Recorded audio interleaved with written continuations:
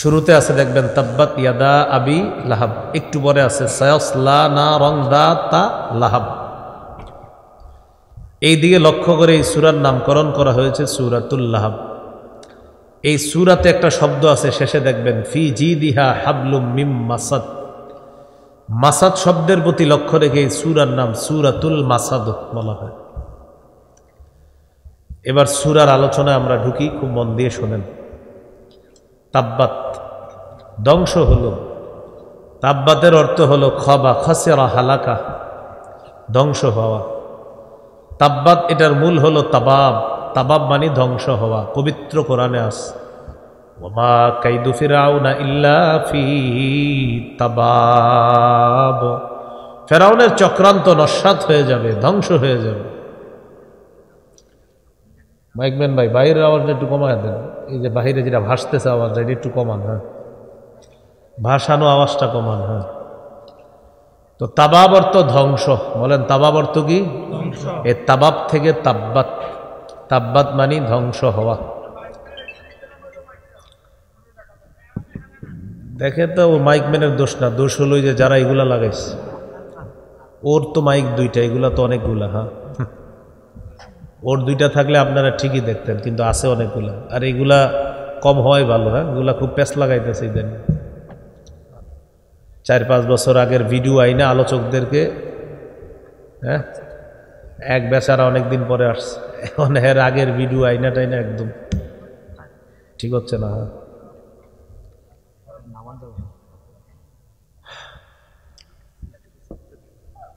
তাব্বাত এটার মূল হলো তাবাব, ধ্বংস হওয়ায়, তাবাব থেকে তাব্বাত, ধ্বংস হলো, ধ্বংস হওয়া। ইয়াদা এটা দ্বিবচন, এটার এক বচন ইয়াদুন মানে হাত, ইয়াদুনের 2 বচন বা দ্বিবচন হলো ইয়াদা। তা আল্লাহ বলেন আবুল আহাবের 2 হাত ধ্বংস হোক। এখন কথা হলো 2 হাত ধ্বংস হোক, এখানে উদ্দেশ্য মূল ব্যক্তি। আরবরা অংশ বলে ব্যক্তিকে উদ্দেশ্য নিত, অংশ বলে ব্যক্তিকে তারা উদ্দেশ্য নিত। তো আবুল আহাবের 2 হাতের কথা বললে উদ্দেশ্য হলো ব্যক্তি আবুল আহাব, মানে আবুল আহাব ধ্বংস হোক। এরপরে আল্লাহ বলেন ওয়া তাব্বা, সে নিজেও ধ্বংস হোক, ডাবল তাব্বা বলছে আল্লাহ। এর মানে গুরুত্ব আরোপ করলেন যে আবুল আহাব ধ্বংস হোক। এখন আমরা জানবো আবুল আহাবের ব্যাপারে এই সূরার মূল আলোচনা, যে অংশটা মন দিয়ে একটু শুনেন সবাই। এখান থেকে কিছু বিষয় আপনার যদি এদিক সেদিক হয়ে যায় কিছুই বুঝবেন না। আবুল আহাবের আসল নাম হলো আব্দুল উজ্জা। আব্দুল উজ্জা অর্থ হলো উজ্জা দেবীর গোলাম। উজ্জা দেবীর গোলাম, এই কথাটা কি তাওহীদের সাথে সাংঘর্ষিক, এটা শিরিক। এই জন্য তার শিরকি যুক্ত নামটা আল্লাহ কোরআনে বলেন নাই, তাই আসল নাম বাদ দিয়ে তার একটা উপনাম আল্লাহ কোরআনে দিয়ে দিয়েছে, তার উপাধি। লাহাব শব্দের অর্থ অগ্নিস্ফুলিঙ্গ। আবুল আহাবকে আবুল আহাব বলা হয় লিইশরাকি ওয়াজহিহি, তার চেহারাটা গৌর। ভাই বাহিরের আওয়াজটা কমান, বাহিরের আওয়াজ কমান, কমান,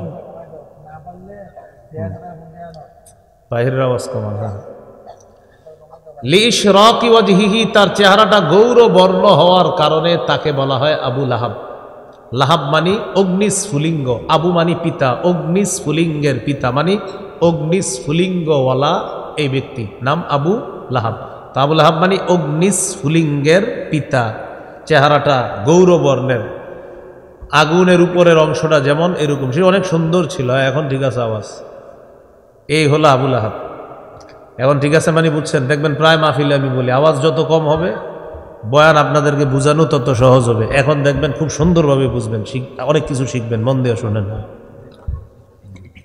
তো আবু লাহাব, লাহাব মানে গৌরবর্ণের অধিকারী, এই জন্য তার চেহারাটা গৌরবর্ণ, অনেকটা অগ্নিস্ফুলিঙ্গের মতো হওয়ার কারণে তাকে বলা হয় আবু লাহাব, মানে অগ্নিস্ফুলিঙ্গের পিতা।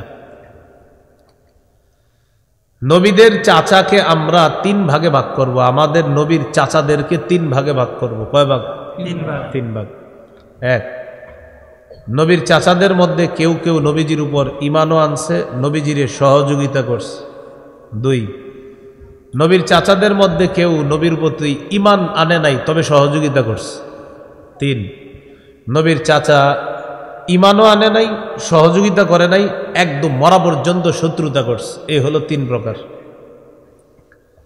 1 নম্বর চাচা হলো ইমান আনছে, নবীজির সহযোগিতা করছে, নবীর পক্ষ হয়ে জিহাদ করছে, যেমন হযরত আব্বাস, হযরত হামজা রাদিয়াল্লাহু আনহুমা। সুবহানাল্লাহ।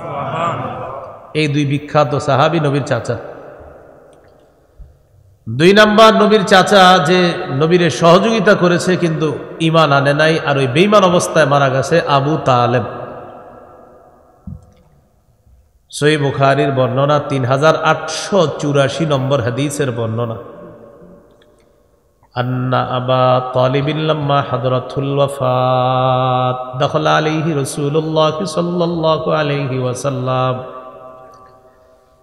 আবু তালেবের যখন মৃত্যুর সময় উপস্থিত হলো, মুমূর্ষু অবস্থা, রাসূলুল্লাহ সাল্লাল্লাহু আলাইহি সাল্লাম আবু তালেবের কাছে আসছে। ওয়া ইনদাহু আবু জাহলিন, নবীর কাছে, চাচার কাছে আবু জাহেলও বসা। মুমূর্ষু আবু তালেবের কাছে আবু জাহেলও বসা আছে। নবীজি চাচাকে বললেন, চাচা আপনি একবার বলেন লা ইলাহা ইল্লাল্লাহ কালিমাতান উহাজ্জু লাকা বিহা ইনদাল্লাহি ইয়াউমাল কিয়ামাহ। এই বাক্যটা আপনি বলেন, এটা কিয়ামতের ময়দানে আল্লাহর কাছে আমি দলিল হিসাবে পেশ করে আপনার মুক্তির ব্যবস্থা করব। সুবহানাল্লাহ। একবার বলেন। আবু তালেব দেখে পাশে আবু জাহেল। আবু তালেবের চিন্তা হলো, আমি যদি আজকে ভাতিজার ধর্ম গ্রহণ করে মারা যাই, জনগণ আমারে বলবে ছি ছি, বাপ দাদার ধর্ম বিসর্জন দিয়ে ভাতিজার ধর্ম গ্রহণ করেছে। চাচা আবু তালেব বলল, ভাতিজা আমি জানি তোমার ধর্ম সঠিক, তোমার ধর্মের উপর মৃত্যুবরণ করলে পরকাল সুন্দর হবে, কিন্তু মানুষ আমাকে ছি ছি করবে, এটা আমার সহ্য হবে না। ইখতারতুন নার আলাল আর, ভাতিজা আমি আগুন গ্রহণ করলাম, তবে আমি আমার এই যে মানুষ আমাকে এটা সেটা বলবে, এটা আমি বরদাস্ত করতে পারবো না, এটার মোকাবেলায় আগুন গ্রহণ করে নিলাম। আমি দুনিয়ার মান সম্মান বিসর্জন দিতে পারবো না, আমি আগুনে থাকবো, সমস্যা নেই। মারা গেছে আবু তালেব। নবীজি এত কষ্ট পাইলেন, আল্লাহ নবী বললেন লা আস্তাগফিরুন্না লাকা মা লাম উনহা আনকা। চাচা আমি আপনার জন্য আল্লাহর কাছে ক্ষমা প্রার্থনা করতেই থাকবো, আমাকে আল্লাহ যতক্ষণ নিষেধ না করবে। মানে মারা গেছে কিন্তু তো মুশরিক, তো নবী বলতেছে আমি আপনার জন্য ক্ষমা চাইবো, আল্লাহ না করা পর্যন্ত ক্ষমা চাইবো। তো নবীজি ঠিকই চাচার জন্য ক্ষমা চাইতেছে, চাচা তো মুশরিক। আল্লাহ আয়াত নাজিল করে দিলেন সূরা তাওবা, মা কানা লিন-নাবিয়্যি ওয়াল্লাযীনা আমানু আন ইস্তাগফিরু লিল মুশরিকিন ওয়ালাউ কানু উলি কুরবা মিন বা'দি মা তাবায়্যানা লাহুম আন্নাহুম আসহাবুল জাহিম। কোন নবীর জন্য এটা উচিত না, কোন ইমানদারের জন্য এটা উচিত না যে তারা মুশরিকদের জন্য আল্লাহর কাছে ক্ষমা চাইবে, যদিও তারা তাদের নিকটাত্মীয় হয়। আবু তালেব আপনার নিকট আত্মীয়, কাছের মানুষ, এই বলে আবু তালেবের জন্য আপনি ইস্তেগফার পাঠ করবেন, এটা আমি আল্লাহ তাআলা পছন্দ করি না। আল্লাহ তাআলা বলেন কোন নবী কোন ইমানদারের জন্য উচিত নয় যে নবী আর ইমানদার মুশরিকের জন্য ক্ষমা প্রার্থনা করবে, ইস্তেগফার পাঠ করবে, এটা উচিত না। যদিও তারা যদি না বালিশ দিবেন না, মাথার জিনিস পায়ের নিচে দিবেন না, হ্যাঁ পিছনে রাখে, তো পায়ের নিচে দিবেন না। হ্যাঁ, তো আল্লাহ তাআলা বললেন নবী এবং ইমানদারের জন্য বৈধ না, জায়েজ নাই। মুশরিকের জন্য ক্ষমা প্রার্থনা করা কি নাই, জায়েজ নাই, এটা উচিত না, জায়েজ নাই। মিন বা'দি মা তাবায়্যানা লাহুম আন্নাহুম আসহাবুল জাহিম, এটা স্পষ্ট হয়ে যাওয়ার পর যে তারা হলো জাহান্নামী, এরপরেও ইস্তেগফার পাঠ করা এটা জায়েজ নাই। তো নবীও বলছিল আল্লাহ আমারে নিষেধ না করা পর্যন্ত আমি ইস্তেগফার পাঠ করব। আল্লাহ নিষেধ করে দিলেন, না আপনি ইস্তেগফার পাঠ করবেন না আবু তালেবের জন্য, কারণ সে মুশরিক অবস্থায় মারা গেছে। মনে আসেনি চাচাদের কয় অবস্থা? এর মধ্যে দ্বিতীয়টা চলতেছে, সূরা কসসের মধ্যে আছে। নবীজি খুব কষ্ট পাইতেছে, এত মহব্বত করে কিন্তু ঈমান নিয়ে মরতে পারল না। জিবরিল আমিন এসে জানায়া দিলেন ইন্নাকা লা তাহদি মান আহবাবতা ওয়ালাকিন্নাল্লাহা ইয়াহদি মান ইয়াশা। নবী আপনি যাকে পছন্দ করেন তাকে হেদায়েত দিতে পারবেন না, আল্লাহ তাআলা যাকে চান তাকে হেদায়েত দিয়ে দেন। আল্লাহ যাকে চান তাকে আল্লাহ হেদায়েত দিয়ে দেন। আপনি যাকে পছন্দ করেন তাকে হেদায়েত দিতে পারবেন না, আল্লাহ জানায়া দিলেন। এইগুলো দ্বিতীয় অবস্থা। 3 নাম্বার, নবীর চাচা সহযোগিতাও করে নাই, ঈমানও আনে নাই, সারা জীবন শত্রুতা করছে, আবু লাহাব।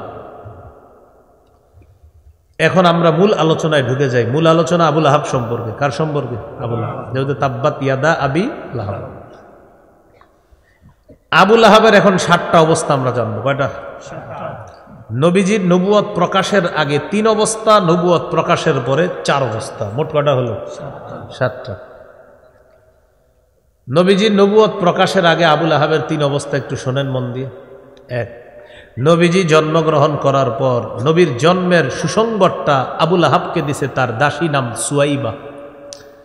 এই সুয়াইবাকে খুশি হয়ে সাথে সাথে আজাদ করে দিস। কে? আবু লাহাব।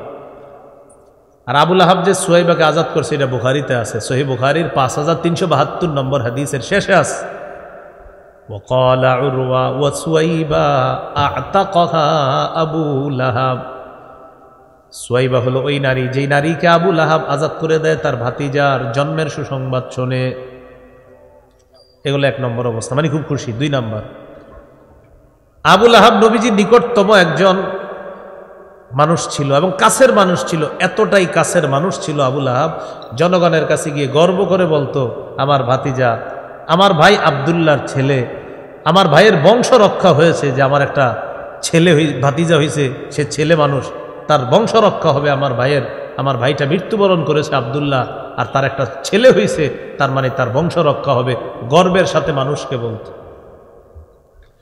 এখানে একটা বিষয় মনে রাখবেন, নবীজির দাদা আব্দুল মুত্তালিবের 10 জন পুত্র সন্তান। কয়জন? 10 জন। এই 10 জনের মধ্যে আবু লাহাব একজন, আর আমাদের নবীজির পিতা আব্দুল্লাহ তিনিও একজন। সুবহানাল্লাহ।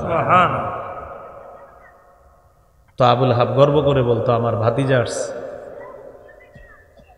বংশ রক্ষা হবে, আমার ভাইয়ের বংশ রক্ষা হবে, এগুলা গর্ব করে বলতো।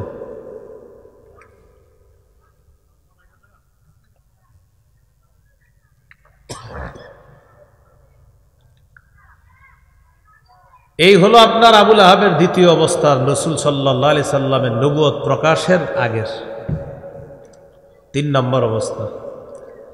আবু লাহাব রাসূল সাল্লাল্লাহু আলাইহি সাল্লামের সাথে এতটাই গভীর সম্পর্ক রাখত। আবু লাহাবের 2 পুত্র ছিল, একজনের নাম উতবা, আরেকজনের নাম উতাইবা। এই 2 পুত্রকে নবীর 2 কন্যা রুকাইয়া এবং উম্মে কুলসুমের সাথে বিয়ের ব্যবস্থা করছে। নবীজির 2 কন্যা রুকাইয়া, উম্মে কুলসুম, এই 2 জনকে বিয়ে দিছে কার কাছে? আবু লাহাবের 2 পুত্র সন্তান উতবা এবং উতাইবা। এই হলো নবীজির নবুয়ত প্রকাশের পূর্বের আবু লাহাবের 3 অবস্থা। এত মধুর সম্পর্ক রাখত, একদিক দিয়ে চাচা, আরেক দিক দিয়ে বেয়াই, কত মধুর সম্পর্ক। রাসূল সাল্লাল্লাহু আলাইহি সাল্লামের নবুয়ত প্রকাশের পরে এবার আবু লাহাবের 180 ডিগ্রি পল্টিটা কেমন দেখেন। নবীজি যখন বললেন, আমি নবী, আমি তোমাদেরকে আযাবের ভয় দেখাচ্ছি, আবু লাহাব সহ্য করতে পারল না যে লাত, উজ্জাত, মানাত তাদের পূজা ছাড়ার প্রশ্নই আসে না। সর্বপ্রথম অ্যাকশন নিল আবু লাহাব, তার 2 ছেলেকে বাধ্য করলো, নবীর 2 কন্যা যে তার 2 পুত্রবধূ, এই 2 পুত্রবধূকে বাধ্য করলো যে তাদেরকে তালাক দিয়ে দাও। নবীর 2 কন্যা আবু লাহাবের 2 ছেলের পুত্রবধূ হয়ে থাকবে, এটা আবু লাহাব সহ্য করতে পারছে না, যে আমার শত্রুর মেয়ে আমার ঘরের পুত্রবধূ থাকবে, এটা অসম্ভব, তালাক দাও। তালাক দিতে বাধ্য করলো। আল্লাহ রসুল খুব কষ্ট পেয়েছে। আপনারা জানেন যে একটা মেয়েকে তার স্বামী তালাক দিয়ে দিলে বাবা কত কষ্ট পায়। নবীজি খুব কষ্ট পাইছেন। এই হলো প্রথম অ্যাকশন নিল নবীজির নবুয়ত প্রকাশের পরে। 2 নাম্বার, নবীজির 3 জন পুত্র সন্তান ছিল, এর মধ্যে দ্বিতীয় নাম্বার পুত্র সন্তানের নাম আব্দুল্লাহ, তার উপাধি হলো তাহের তাইয়িব। এই আব্দুল্লাহ যখন মারা যায় তখন আবু লাহাব বলতে লাগলো, মোহাম্মদ হলো আবতার, মোহাম্মদ লেস কাটা, মোহাম্মদ নির্বংশ। তখন আল্লাহ আয়াত নাজিল করলেন, ইন্না শানিআকা হুয়াল আবতার, হাবিব আপনাকে যে নির্বংশ বলে সেই নির্বংশ, আপনি নির্বংশ না, তার বংশের কোনো অস্তিত্ব থাকবে না, আর আপনার বংশের আলোচনা কিয়ামত পর্যন্ত চলবে। কি বলি আমরা? আওলাদে রাসূল আসবে। কে আসবে বলি? তাহলে এখনো আওলাদে রাসূল সাল্লাল্লাহু আলাইহি সাল্লাম আসে, তাকে দেখার জন্য হাজার হাজার মানুষ ভিড় করে। আহারে, নবীর বংশধর দেখতে না জানি কেমন। তাহলে বলেন কার বংশ নির্বংশ হলো? আবু লাহাবের। আর আমার নবীকে বলছিল আবতার, আল্লাহ তাকে আবতার বানায় দিয়েছে। এগুলো দ্বিতীয় অবস্থা। 3 নাম্বার, মক্কার একটা বাজার আছে জুল মাজাজ। কি নাম? এই জুল মাজাজ বাজারে রাসূল সাল্লাল্লাহু আলাইহি সাল্লাম গেলেন দাওয়াত দেওয়ার জন্য। মানুষকে ডেকে বললেন, ইয়া আইয়ুহান নাসু কুলু লা ইলাহা ইল্লাল্লাহ তুফলিহু। এ লোক সকল, তোমরা বলো লা ইলাহা ইল্লাল্লাহ, আল্লাহ ছাড়া কোনো ইলাহ নাই, তোমরা সফলকাম হয়ে যাবা। আবু লাহাব পিছনে পিছনে যায়, পাথর নিয়ে আমার নবীর উপর আক্রমণ চালায়। আল্লাহ রসুলের উপর পাথর মারার পর নবীর পা মুবারক থেকে রক্ত ঝরা শুরু হয়ে যায়। এখান থেকে আমাদের শিক্ষা হলো, দাওয়াতের কাজ করলে কর্মগত আঘাত আসতে পারে, আঘাত সহ্য করে দাওয়াতের কাজ চালু রাখতে হবে। নবীজিরে রক্তাক্ত করছে। সহিহ বুখারীর বর্ণনা 240 নম্বর হাদিস। এই হাদিসের বর্ণনাকারী আব্দুল্লাহ ইবনে মাসউদ রাদিয়াল্লাহু তাআলা আর আব্দুল্লাহ ইবনে মাসউদ রাদিয়াল্লাহু তাআলা আনহু قال بينما رسول الله صلى الله عليه وسلم يصلي بفناء الكعبة। আল্লাহ নবী কাবা চত্বরে নামাজ আদায় করতেছিলেন। কাফের মুশরিকরা পাশে বসা একজন কাফের বলল, আইয়ুকুম ইয়াজিউ বিসালা জাজুরি আলি ফুলান ফায়াদউহু আলা যহরি মুহাম্মাদিন ইদা সাজাদা। কে পারবা অমুক এলাকায় যাবা, যাওয়ার পর ওঠে নারী বুড়ি পায়খানা রক্ত গোবর ইত্যাদি আনার পর মুহাম্মদ যখন সিজদায় যাবে তার কাঁধের উপর আর তার গলার উপর ওঠে নারী বুড়ি পায়খানা প্রস্রাবগুলা রক্তগুলা রেখে দিবা।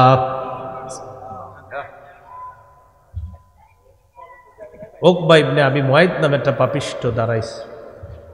সে ওই এলাকায় গেল, ওটের নারী বুড়ি পায়খানা রক্ত এগুলা নিয়ে আসলো। নবীজি সেজদায় গেল, সত্যি সত্যি নবীর কাঁধের উপর পিঠের উপর ওটের নারী বুড়ি পায়খানা রেখে দিস।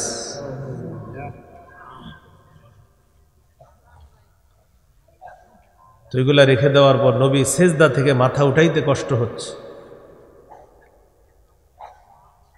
মাথা উঠাইতে রাসূল সাল্লাল্লাহু আলাইহি সাল্লামের কষ্ট হইতেছে। এদিক দিয়ে আব্দুল্লাহ ইবনে মাসউদ রাদিয়াল্লাহু তাআলা আনহু দেখতেছে দূর থেকে। তিনি বলেন, লাউ কানা লি মানআ, আমার যদি বাধা দেওয়ার সামর্থ্য থাকতো আমি বাধা দিতাম। কাফেররা কাউকে যাইতে দেয় না। ইউহিলু বাদুহুম আলা বাদিন, কাফেররা আল্লাহর নবীর অবস্থা দেখে হাসাহাসি শুরু করে, একজন আরেকজনের উপর হুমড়ি খেয়ে পড়ে আর হাসে। দেখো মুহাম্মদকে কেমন দেখা যায়, আমার নবীর এই অবস্থা দেখে কাফেররা হাসতে হাসতে একজন আরেকজনের শরীরের উপর পড়ে হাসে। ওই যে হাসে না, বলে অট্ট হাসিতে ফেটে পড়ে, এরকম হাসতেছে। ফাতেমা রাদিয়াল্লাহু তাআলা আনহা আসলেন, আইসা ওঠের নারী বুড়িগুলা পায়খানা এগুলা সরাইছে, নবীজির দেহ মুবারক নবীজি উঠাইলেন। নবীজি দাওয়াতের কাজ বন্ধ করেন নাই, দাওয়াতের কাজের গতি আরো বাড়াইয়া দিলেন। এগুলো কর্মের আঘাত। কিসের? তায়েফের ময়দানে গেছিল দাওয়াত দিতে। আম্মা জান আয়েশা সিদ্দিকা রাদিয়াল্লাহু তাআলা আনহা বলেন, আচ্ছা উহুদের যুদ্ধে আপনি যে কষ্ট পাইছেন, এর চেয়ে বড় কষ্ট কোনোদিন পাইছেন আপনি? নবীজি বললেন, আয়েশা, তোমার মামার গোষ্ঠী তায়েফের ময়দানে আমার যে কষ্ট দিছে সেটা ছিল আরো ভয়ঙ্কর। তায়েফের ময়দানে আমি গেলাম, গিয়ে দাওয়াত দিলাম হাবিব, মাসুদ, আব্দে ইয়ালিল ইবনে কুলাল, এই 3 ব্যক্তিকে আমি দাওয়াত দিলাম। 3 ব্যক্তি আমার দাওয়াত গ্রহণ করে নাই। তারিখের কিতাবে আসছে, একজন আল্লাহ নবীকে বলে, মুহাম্মদ তোমারে ছাড়া বুঝি আল্লাহ আর কাউকে পাইল না নবী বানানোর জন্য? আরেকজন বলল, কুরাইশ বংশ ছাড়া কি আর কোনো বংশ দুনিয়াতে ছিল না? আরেকজন বলল, তোমার চেহারাটাও আমি দেখতে চাই না, যাও। আমরা কত দোয়া করি চেহারা দেখার জন্য স্বপ্নে, আর ওই লোক কয় তোমার চেহারাটাও দেখতে চাই না। তো নবীজি দাওয়াত দিলেন, তারা গ্রহণ করলো না। বেঈমানরা তায়েফের যুবকদেরকে লেলিয়ে দিল, এই লোকটাকে চিনো, এটা পাগল, পাগল, নাউজুবিল্লাহ পড়েন। পাথর নিয়ে পিছনে পিছনে তারা নবীজিরে ধাওয়া করতে লাগলো। রাসূলুল্লাহ সাল্লাল্লাহু আলাইহি সাল্লামকে যখন তারা ধাওয়া করলো,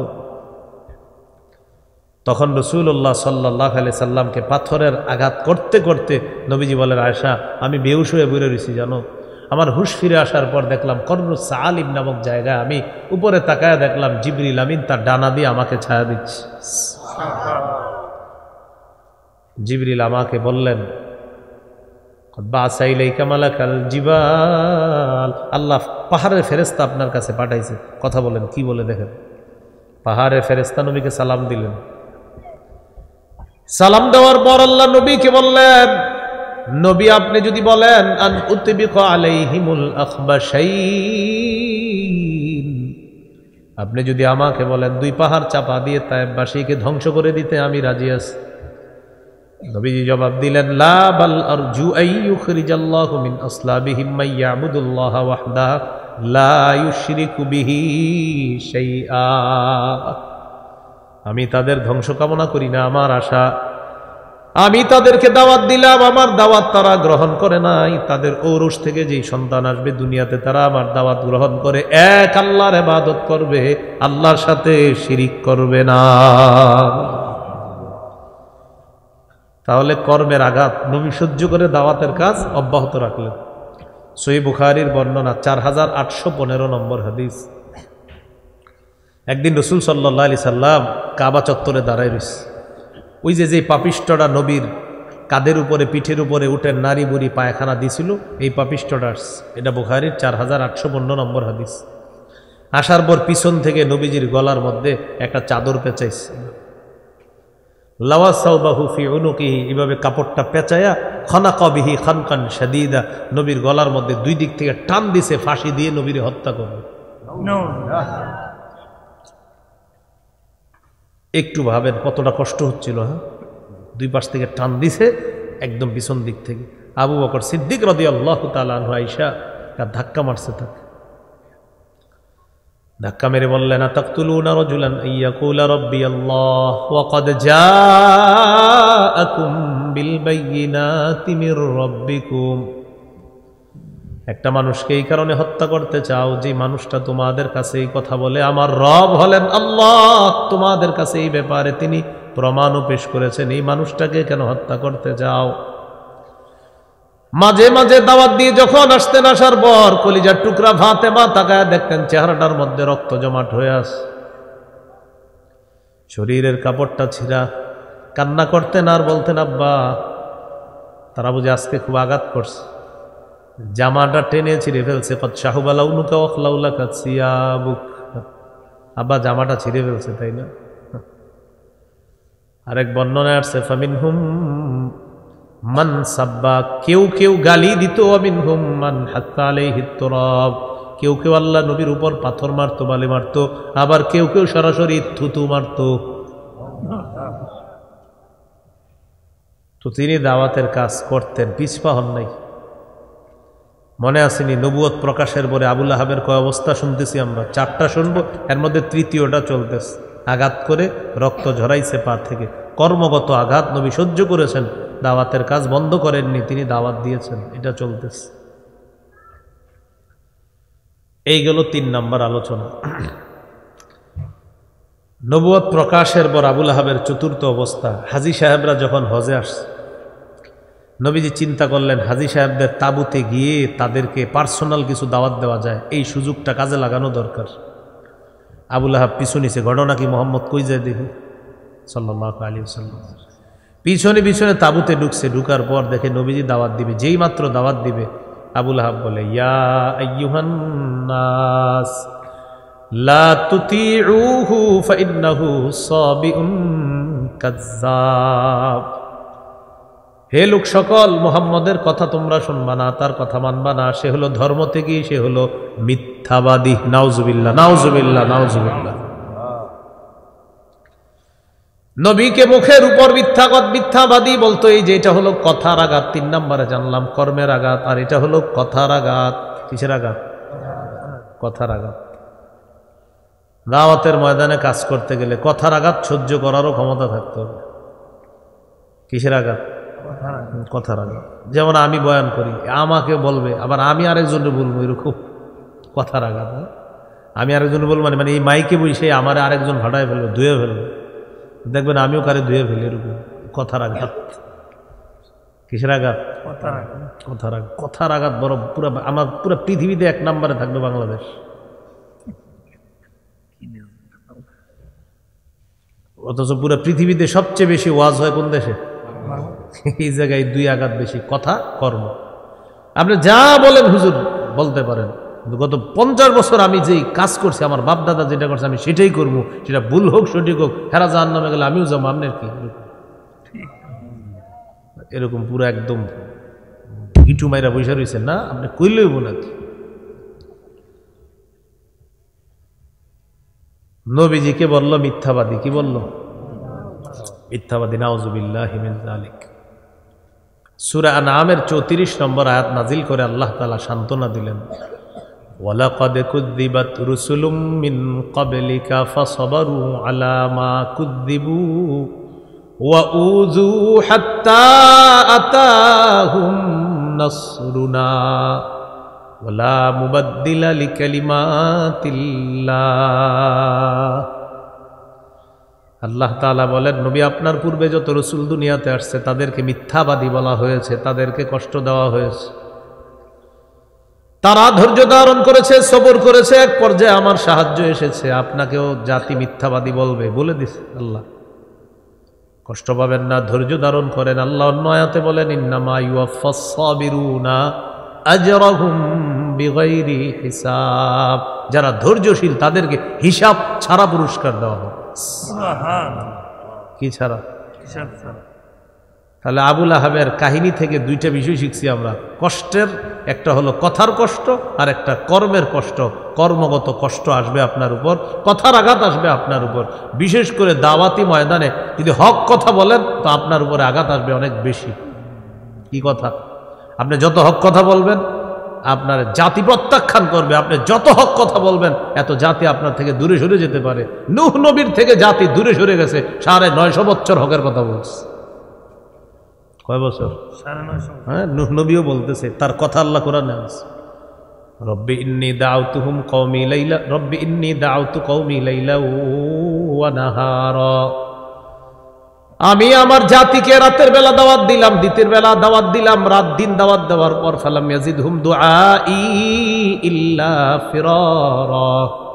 আমার দাওয়াতের ফলাফল হলো তারা খালি পালাইছে। আমি যত দাওয়াত দিছি তাদের পলায়ন বাড়ছে। দাওয়াত দিছি, পলায়ন কি হয়েছে? বাড়ছে। এখন আমাদের শ্রোতা যারা হয় তাদের মধ্যেও এই মানসিকতা হয় যে হুজুর যদি কিছুক্ষণ হাসায়, কিছুক্ষণ যদি আমাদেরকে নাচায় তাহলে থাকবো। মানে প্রত্যেকে একটা নিয়ত নিয়ে আসে যে আমি থাকবো হাসাইলে, আরেকজনে আমি থাকবো কাঁদাইলে, এরকম এক একজন একক নিয়ত নিয়ে আসতেছে। এই নিয়ত কেউ করে না। হকের আওয়াজ যেই বলবে আমি সেটাই শুনবো, এই নিয়তের শ্রোতা খুব কম পাবেন, প্রচুর কম পাবেন। আধা ঘন্টা 40 মিনিট মিথ্যা কথা বলে আপনাকে হাসাবো, তখন একদল আসবে। কালকে সকালে চা দোকানের সামনে বল, ভাই হুজুরটা একটা মানুষ, মজার মানুষ, 40 মিনিট খেলে হাসাইছে। কালকে সকালে প্রশংসার বাণী উঠবে। অথচ এই 40 মিনিটের হিসাব আল্লাহর কাছে দিতে হবে। সহিহ বুখারীর বর্ণনা আছে, আপনার প্রত্যেকটা মিনিট আপনার যে আমি নিলাম, এই প্রত্যেক মিনিটের হিসাব আল্লাহর কাছে দিতে হবে। প্রত্যেকটা মিনিটের হিসাব দিতে হবে। সূরাতুস সফফি 2-3 নম্বর আয়াতে আল্লাহ বলেন, ইয়া আইয়ুহাল্লাযীনা আমানু লিমা তাকুলুনা মা লা তাফআলুন। এমন কথা কেন বলো যা করো না। কাবুরা মাকতান ইনদাল্লাহি আন তাকুলু মা লা তাফআলুন। যা করো না তা বলা আল্লাহর কাছে বড় অপরাধ। 10 জন মানুষের সামনে যদি আমি 10 মিনিট কথা বলে চলে যাই, এই 10 জন মানুষ 10 কত হয় বলেন? 100। 10 জন মানুষের সামনে আমি 10 মিনিট আলোচনা করলাম, তাহলে একজন 10 মিনিট করে হলে 10 জন মানুষ মানে একজন 10 মিনিট করে, 10 মিনিট করে 100 মিনিট। এই 10 জনের সামনে 10 মিনিট ওয়াজ করলাম মানে 100 মিনিটের হিসাব আল্লাহর কাছে দিতে হবে। মানুষ তো 10 জন, প্রত্যেকটা মিনিটের হিসাব দিতে হবে। আমি যদি 1 মিনিট 10 জনের সামনে ওয়াজ করি তাহলে একজনে 1 মিনিট ওয়াজ করলাম, তাহলে 10 জনে 10 মিনিট, এই 10 মিনিটের হিসাব আল্লাহর কাছে দিতে হবে। আমার 10 জন বান্দা যে তোমার কথা শুনছে, হিসাব দাও, কি কি বলছো বলো। তো নূহ নবী বলেন, আমি তাদেরকে দাওয়াত দিলাম, তারা পলায়ন করে। তো বলছিলাম শ্রোতা ভাই, হকের শ্রোতা হন, হকের। কিসের শ্রোতা? হকের। এই নিয়ত না করা যে আমি যাব কিছুক্ষণ হাসবো, আমি যাব কিছুক্ষণ এই করবো সে না, হকের শ্রোতা হন, কোরআন সুন্নাহর শ্রোতা হন। আল্লাহ কথাগুলা বুঝার তৌফিক দান করেন, আমিন। নূহ আলাইহিস সালাম কি বলতেছে, আল্লাহ তাআলা নূহ নবীর এই কথাটাও আছে, কুল্লামা দাউতুহুম লিতাগফিরা লাহুম জাআলু আসাবিআহুম ফি আযানিহিম। আমি যখনই তাদেরকে দাওয়াত দিলাম যেন তারা দাওয়াত গ্রহণ করে, আর আপনি তাদেরকে ক্ষমা করে দেন, তারা তাদের 2 কানের মধ্যে আঙ্গুল ঢুকায়, না না তোমার কথা শুনবো না। একজন নবী কিসের দাওয়াত দেয়? হকের। কানে আঙ্গুল ঢুকায়, না শুনবো না, শুনবো না, কানে আঙ্গুল দিচ্ছে। তো আমাদের নবীজি সাল্লাল্লাহু আলাইহি সাল্লামকে বাধা দিচ্ছে। তাহলে কি শিখলাম? কথার কষ্ট, কর্মের কষ্ট। এই 2 কষ্টের পরেও আপনি সত্য কথা বলতে হবে, সঠিক কথা বলতে হবে। পুরা জাতি যদি আপনাকে ফেলে দেয়, ছুঁড়ে আপনাকে ফেলে দেয়, কিন্তু আপনি সত্য কথা বলতে হবে। মানে কথার যে বাংলাদেশে সবাই আপনার বললো, তোরে দেখতে পারি না, যা তুই সর। কেন? আপনি সঠিক কথা বলছেন এই কারণে, কিন্তু আপনি বলতে হবে এটা। এই হলো আপনার নবীজির, এখান থেকে শিখলাম। তাহলে নবীজির নবুয়ত প্রকাশের পরে আবু লাহাবের কয় অবস্থা জানলাম? 4। নবীর মেয়ে 2 জনকে, ছেলে 2টাকে বলে তালাক দিতে বাধ্য করেছে। এখান থেকে মনে রাখবেন, এই 2 মেয়ে পরবর্তীতে পর্যায়ক্রমে হযরত ওসমান গনি রাদিয়াল্লাহু তাআলা আনহুর বিবি হওয়ার সৌভাগ্য লাভ করছে। আমরা এইভাবে বলি, হযরত ওসমান গনি সৌভাগ্য লাভ করেছেন, কারণ নবীর কন্যা। কার কন্যা? নবীজির কন্যার জামাতা হওয়া নিঃসন্দেহে সৌভাগ্য। প্রথমে বিয়ে করেছেন, ওই স্ত্রী মারা গেছে, যাওয়ার পর নবী তার আরেক কন্যাকেও বিয়ে দিছে। সে এলো এই 2 কন্যা, যেই 2 কন্যাকে ওই যে আবু লাহাব তার 2 ছেলেকে বাধ্য করছে তালাক দেওয়ার জন্য। এই হলো নবুয়তের পরবর্তী 4 অবস্থা আবু লাহাবের, এটা আমরা জানলাম। তাব্বাত ইয়াদা আবি লাহাবি ওয়া তাব। আল্লাহ তাআলা এখানে তাব্বাত 2 বার বলছেন, তাব্বাত একবার, এরপরে বলছেন তাব্বাত। তাব্বাত এটা হলো স্ত্রীলিঙ্গ, আর পরের তাব্বা এটা হলো পুরুষ লিঙ্গ। আর বিতিয়াদুন হাত, এই হাতটা হলো স্ত্রীলিঙ্গ, এই জন্য আল্লাহ তাআলা বললেন তাব্বাত। কি বলছেন? তাব্বাত। এটা হলো আপনার স্ত্রীলিঙ্গ, আর তাব্বা হলো পুরুষ লিঙ্গ। কেন? ওইটা নিজেরই বুঝেছে। এখন কথা হলো, এটা আমার সাথে একটা বাংলা বলেন। বলেন, আরবরা অংশ বলে পূর্ণকে বুঝায়, আল্লাহ তাআলা হাত নামক অংশের মাধ্যমে পূর্ণ আবু লাহাবকেই বুঝিয়েছেন। বলছে কি 2 হাত, আসলে উদ্দেশ্য আবু লাহাব। আরবরা যেহেতু এইভাবে কথা বলতো, এই জন্য আল্লাহ আয়াত এইভাবে নাজিল করছে। আল্লাহ বলেন তাব্বাত ইয়াদা আবি লাহাব, আবু লাহাবের 2 হাত ধ্বংস, মানে আবু লাহাব ধ্বংস, তাব্বা সে নিজেও ধ্বংস। এখানে 2টা তাব্বা বলছে আল্লাহ তাআলা, মানে ধ্বংস, ডাবল ধ্বংস। আমার নবীর জন্য বদদুয়া করছে, অভিশাপ দিছে, আল্লাহ বললেন তুই ডাবল ধ্বংস। তাব্বাত এটার অর্থ হালাকা, খসির খবা, আগে বলেছিলাম। এখন আসেন দ্বিতীয় আয়াতে যাই আমরা। মা আগনা আনহু মালুহু ওয়া মা কাসাব। গুরুত্বপূর্ণ অংশ এটা। আবু লাহাবের সম্পদ, আবু লাহাবের সন্তান তার কোনো কাজে আসে নাই। বদর যুদ্ধে কাফেররা শোচনীয় পরাজয় বরণ করার 7 দিন পর আবু লাহাবের গলার মধ্যে গুটি বসন্তের রোগ হয়। এই রোগে আবু লাহাব যখন কঠিন অবস্থার সম্মুখীন, আবু লাহাবের সন্তানরা তারে ছেড়ে পালায় গেছে। আরবের অন্ধবিশ্বাস ছিল বসন্ত রোগ এটা হলো ছোঁয়াছে রোগ, না জানি বাপের রোগ আমাদের শরীরেও আসতে পারে। সন্তানরা পালায় গেছে, সন্তানরা পালায় গেছে।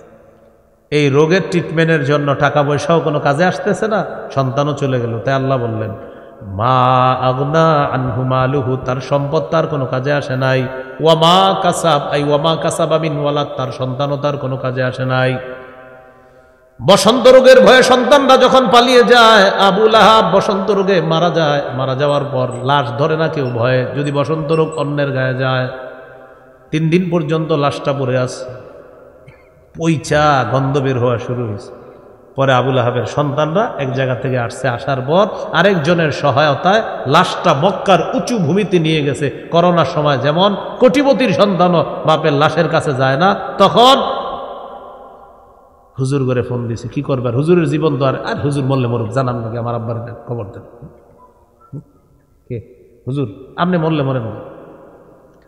কত আলেমের স্ত্রী পায়ে ধরছে, সন্তানরা পায়ে ধরছে, আপনি দেন না। এক এক আলেম 40 জন, 42 জন, 47 জন, 60 জন লাশ দাফন করছে।